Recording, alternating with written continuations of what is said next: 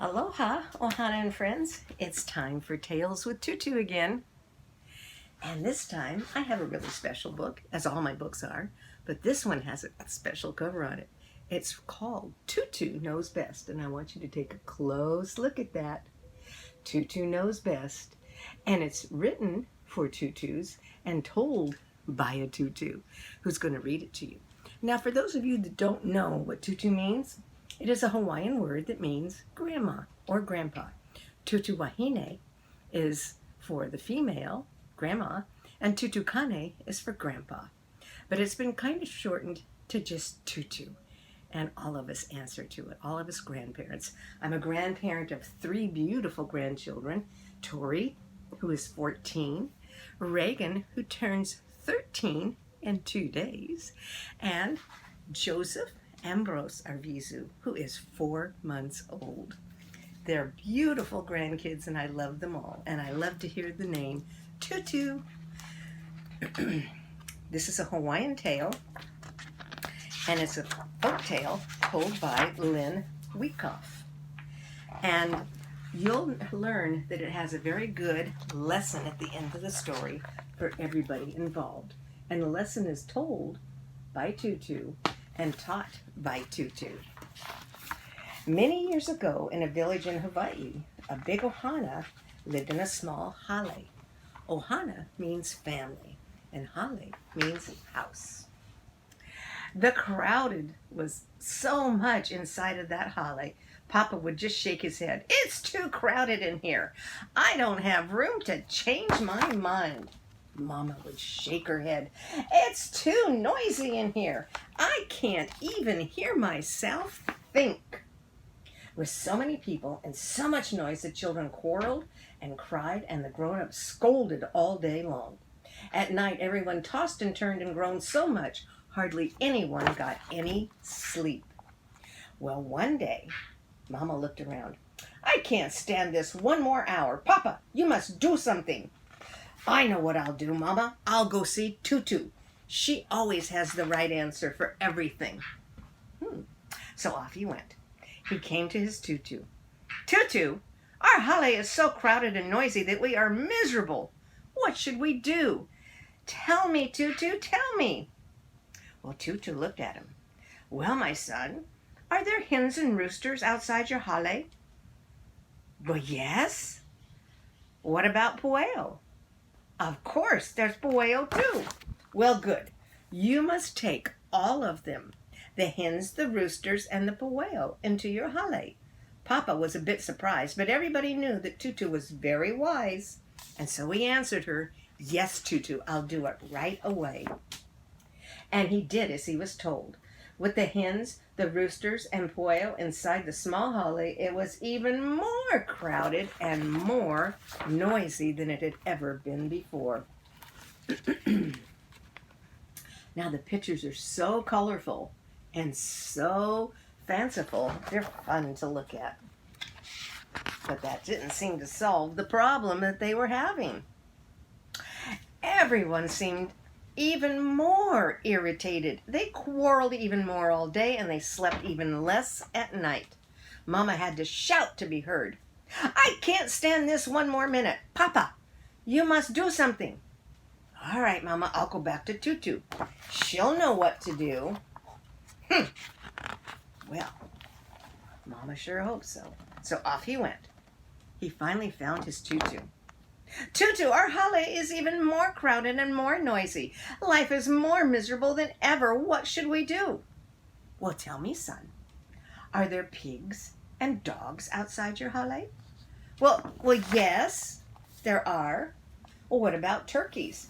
Yes, there are turkeys too. Well, good.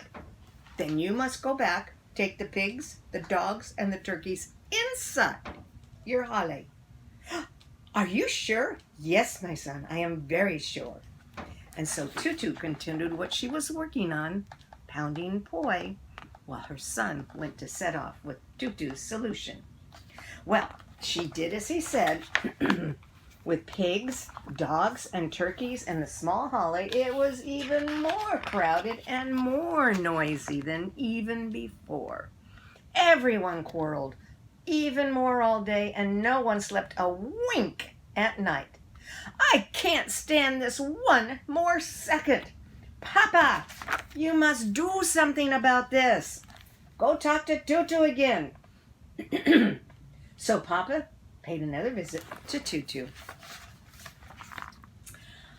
Tutu, I am so tired from all the quarreling and crying and scolding and tossing and turning and growing and pecking and squawking and flapping and hooting and honking and barking and gobbling. I hardly have any voice or any energy left. Please, Tutu. Our hale is even more crowded and noisy. Life is even more miserable. You must help us. Tutu, please. All right, my son, I will help you, but you must do exactly as I say. Here's what you must do. First, remove the hens, then remove the roosters, the pueo, the pigs, the dogs, the turkeys from your hale. Papa was so startled, but everybody knew Tutu was wise. And so he answered her, "Yes, Tutu, I'll do exactly what you say." And he did what she said. He removed the roosters, the dogs, the oinking, the barking, the gobbling. Everything was put outside except the ohana. With no more pecking, squawking, flapping, oinking, barking, gobbling, the children stopped quarreling, and everybody stopped crying. The grown-ups stopped scolding all day, and with nobody hooting, everyone stopped tossing and turning and groaning, and everybody slept so peaceful. It was so quiet in the holly with just the ohana inside. The next morning, Mama woke up refreshed. "Oh, isn't this lovely, my husband? We have so much more space in our holly now." "Yes, my dear, I must go thank Tutu for helping us. She is very, very wise." And so he did. He went off to say mahalo to his Tutu one more time. And that's the story of Tutu Knows Best. It's almost like we don't know what we have till we don't have it. Say, would you like to get some hugs? They get rid of all your bugs. Mad bugs, mean bugs, grouchy bugs too. They go away when I hug you. Hug, hug, hug. These are for you. And a hug, hug, hug. A few more will do. Now don't you feel better when you've been hugged? So many hugs means you are loved.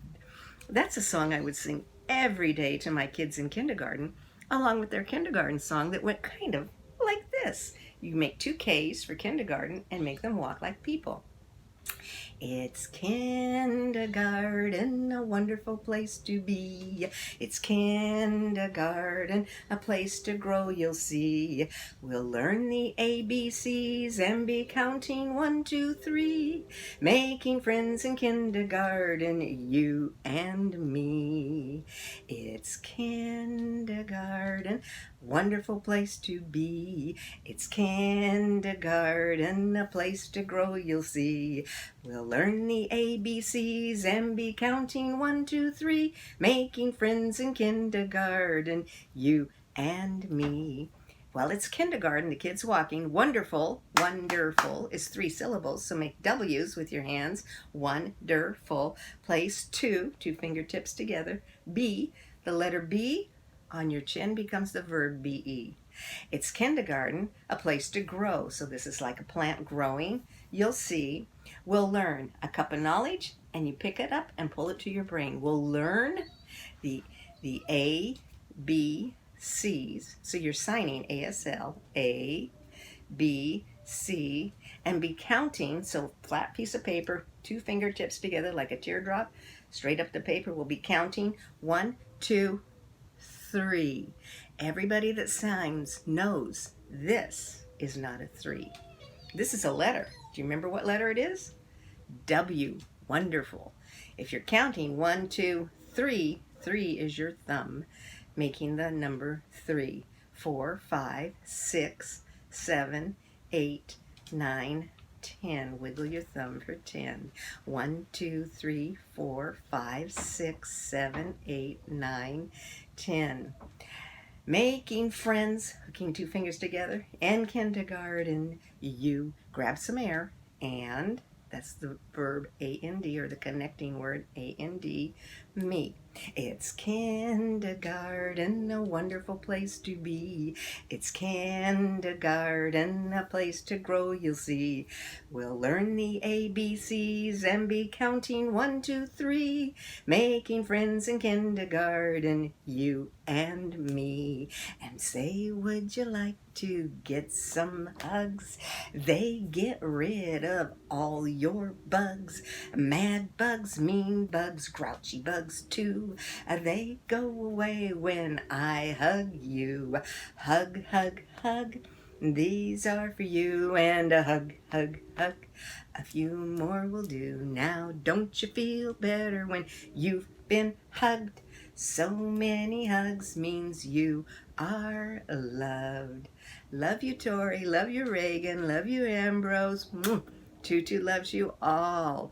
Now remember, friends, share a story, share a song, or a kind word with a friend. Maybe one you haven't even met yet today. You can even share a hug just by singing the song and sending an air hug. Not as good as a real hug, but it's still a hug. So have a wonderful day, and remember to share a story, poem, or a song along the way. A hooey ho. And by the way, that means I love you in sign.